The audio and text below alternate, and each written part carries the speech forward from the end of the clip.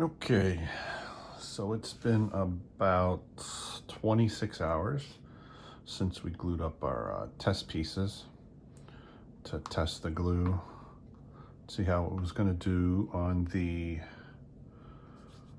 sprues and the track for the 1/16 scale Sherman. So we'll take this in order with number one was the Tamiya extra thin quick setting cement. Number one. So I want to do the tap test and also trying to torque them away from each other. Torque this one this way, torque this one this way.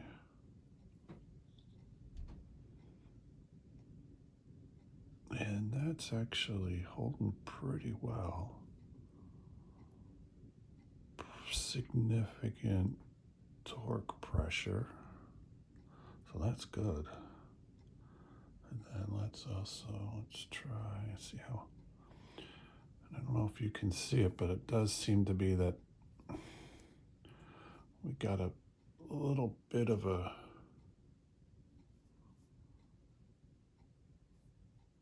weld bead there. So now we're going to torque it real hard. Ooh. See, we're torquing it hard enough to bend the piece. And we're getting some breakage here on the actual sprue versus the bond.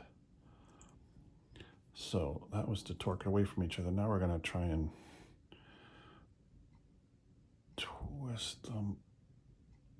Oh, and again, we're getting our breakage on the sprue instead of the bond. Let me try, I'm going to torque here. Ah, so that was interesting. So you can see we got what looks to be, oh, I can't tell if that's melting of the sprue. I'd have to believe it is.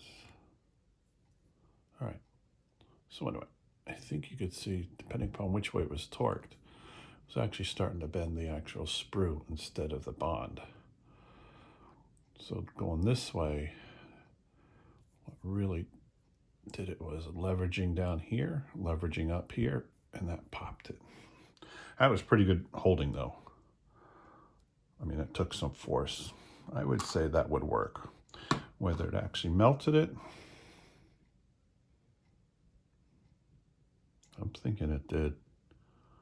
So that I think could be viable. This is the stuff I really want to hopefully work well because it flows well. It's what I used here, and it's real easy to apply. So this is number two, the Contact Professional cement. I think that's probably a useless one right there. Not torquing on these, but just trying to spin the sprue. Nope. So now we're going to try bending this way, bending both of them down. And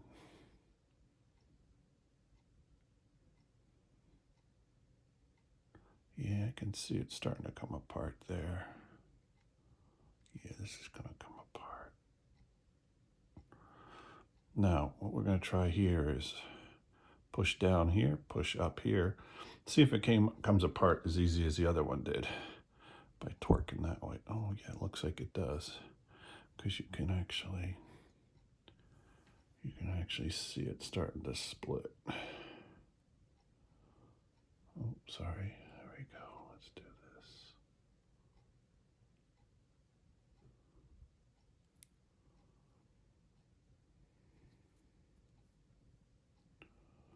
This looks like it has the same result as the Tamiya glue. I really can't tell if that's glue residue or melted plastic. See, that actually looks like it melted the plastic.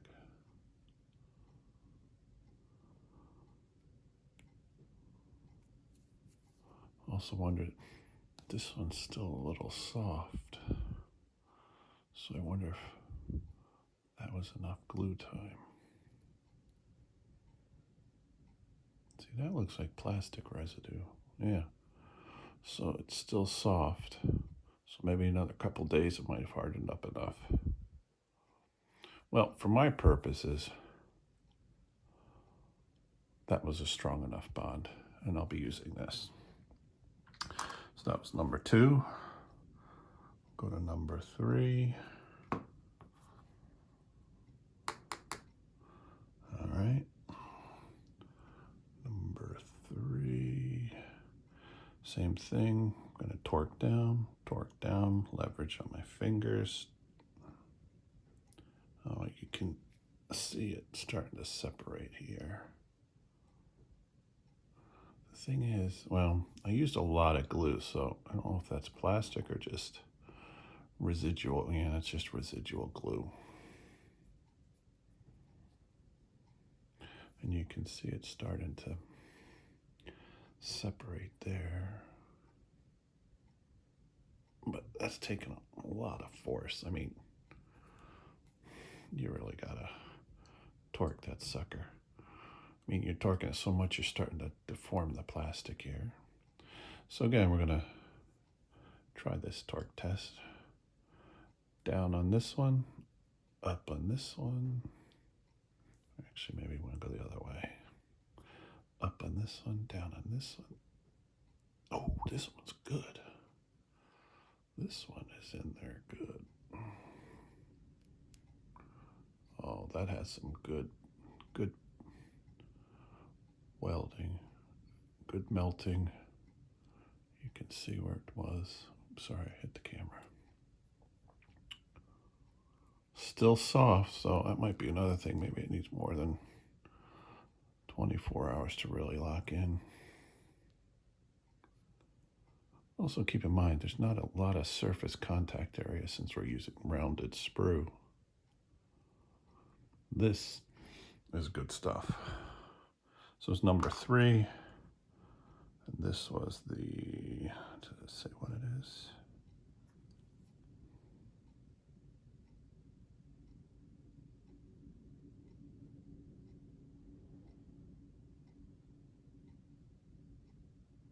Petroleum distillate, butyl acetate, ethyl benzene.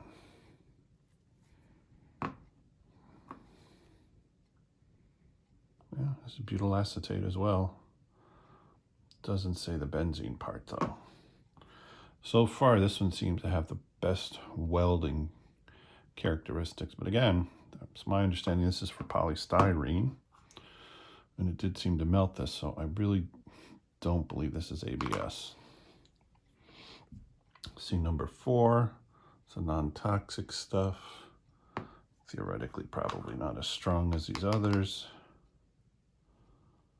Where is it? Oh, it's upside down. Number 4. 4 there, 4 there. All right. So let's also try this one, and you can see it's starting to separate here. I also have a little bit more leverage, longer pieces. Yeah, I think I could. It's bonded pretty well though. I'm just taking some torque to get that puppy off of there. So these pieces want to bend before breaking this way. Probably because there's such a surface area longitudinally versus rotationally. I'm not a physicist. Seems to be less grip area, and I don't really have a piece to torque. Now I'm going to try and torque. Yeah, spin it. Spin one way, spin the other way. But you can see there, it looks to have actually melted the plastic. And because there's really limited surface area, I don't think you're going to get that great a bond. But it did work. Took some pretty considerable force to pull those apart. So if you have enough contact area, I think that would be fine. Number 4. And then number 5, the old stuff. Model Master. All right. So we're going to, number 5. So we're going to try and torque this one down and this one up. Like the other pieces, you can see at the ends starting to separate. But again, it's taking a lot of torque because you're starting to actually bend the sprue. Whereas if you torque down and then torque up, oh, it's taking much more force, but I can't get it off. But it takes significant effort. And that's got some pretty good welding there. That's melted the plastic. So yeah, I would say that was good too. So again, I would say this is your polystyrene, and I think you're good. Considering I don't have specific ABS glue, I'm going with this. So anyway, I hope this was helpful, enlightening, and I'll have another video out there on actually gluing more track sections up.